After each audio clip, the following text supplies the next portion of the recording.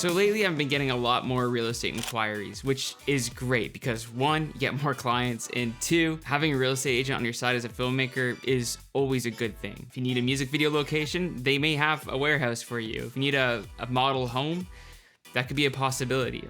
All you have to do is ask. They're also awesome to have because real estate is just a never-ending beast. There's always gonna be a house on the market. Perhaps it's because I haven't looked crazy hard, but I really haven't seen too much content surrounding filming or photographing real estate with the Lumix S5.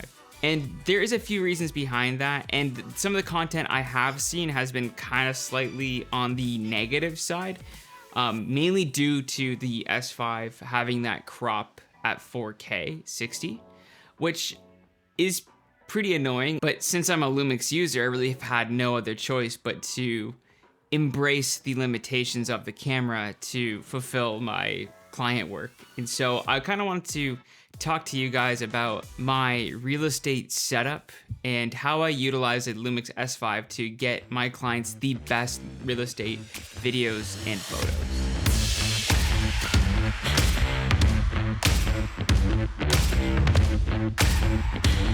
So we'll start with the video side of it. Obviously, the camera I'm using is a Lumix S5.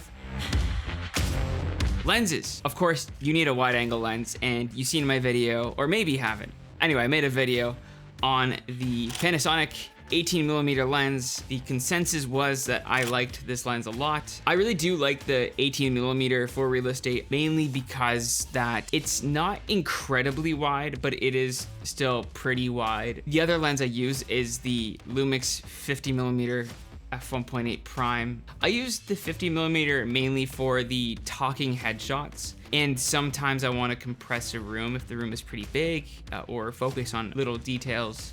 Filters. This may be a little overkill, but I use the Tiffin Pro Mist 1/8 filter to give it that little bit of a dreamy look in the highlights, and I really don't think that this filter is necessary, but if you look at the footage here, you could tell that there's this glowy look to it, and it really romanticizes the house a little bit more, and in my opinion just has a flattering and appealing look. So I'm still rocking the OG awkward Ronin S Mark 1.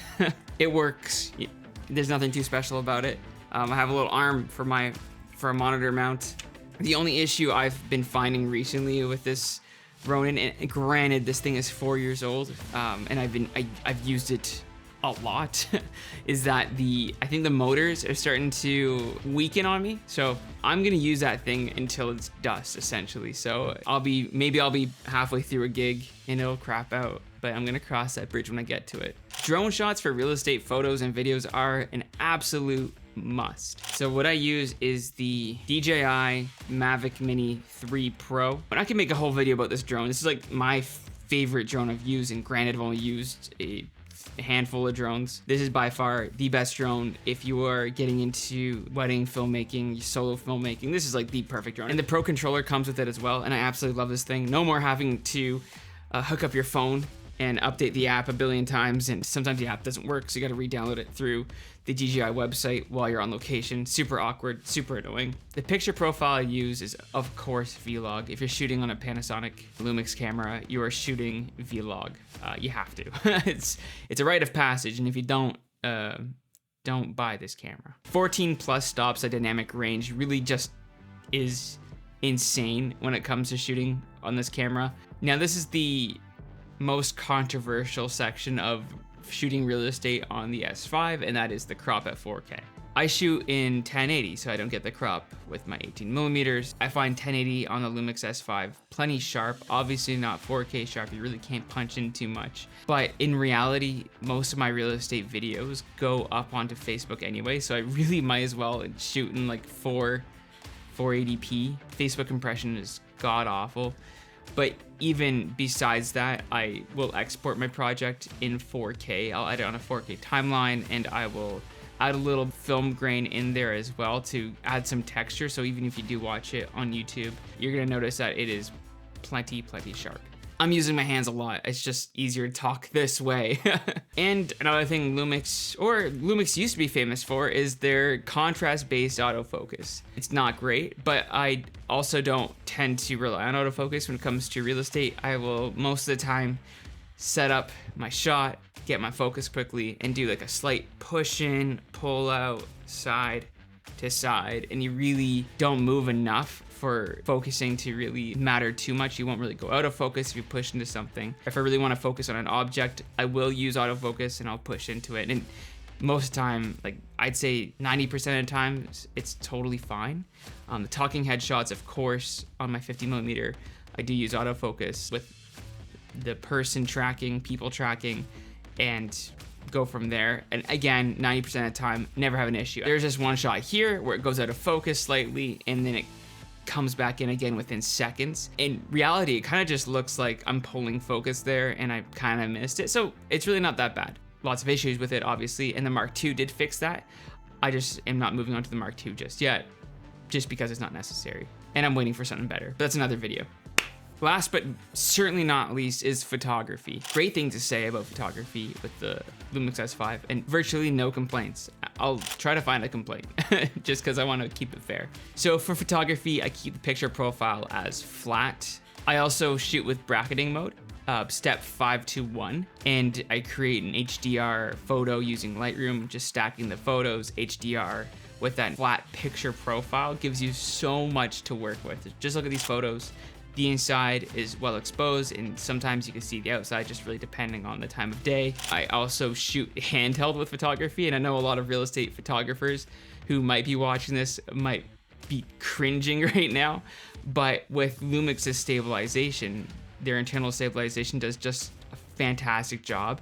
I've not once had the camera like tilt it all while shooting, and I always make sure I go through the photos and I scroll through the brackets, and if there's one image that's just slightly, you know, rotated 0.5 degrees, I will retake the whole batch. But I've never had that, like, and I don't think I'm not even kidding. Like, I used to shoot with the tripod all the time. I'd set it up in the corner, lower it. It'd take me like 30 seconds to set it up, take the photos, maybe even longer depending on like the room situation, and it was quite frankly pretty annoying. But this way now I could squeeze myself into a corner, get the full room, take the photo. I've never had a problem. So real estate photography with the Lumix S5 is, for me, just so amazing and a no-brainer. And hopefully these images that I've been flashing on the screen has sold you on that. I mentioned earlier I'm not investing in the Mark II just yet. I truly believe this year Lumix will announce an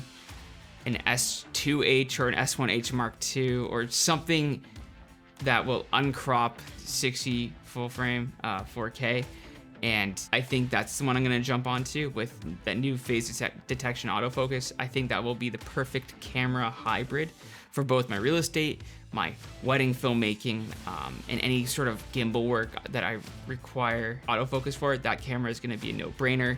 I'm really hoping for a BS1H Mark II with that phase detection. I don't even care if there's still a crop, but I will buy that camera. There are always going to be better cameras on the market for different situations. I just so happen to have this camera, and this is the one I'm going to be using for all my projects. If you are asking me, is this the camera that I should buy for my real estate videography? I'll always say it really depends on what you want. This is the camera that I have, this is the camera I'm happy with, that I know that I use, so I will always recommend it for especially budding or beginning filmmakers. The S5 Mark II is amazing. But anyway, I truly hope you all found this video useful, informative, or whatever. Thank you guys just so much for the ongoing support. I've noticed while I was not uploading, and again, there's no reason I haven't been uploading, I just haven't been for, I don't know, it's the winter, it's depressing. But I've seen that subscriber number climb, and I can't thank you enough. I truly appreciate it. I have so many ideas that I want to get to. So when the spring, summer hits, I'm gonna be definitely hitting the ground running, but no promises. I am a YouTube viewer first and foremost, and a content creator second. I upload quite a bit of content to my Instagram, so if you want to see S5 footage and all that kind of goodness, I would suggest to look there. But that's all for me. Thank you guys so much for watching, and just get out there and get shooting, okay? All right. Bye now.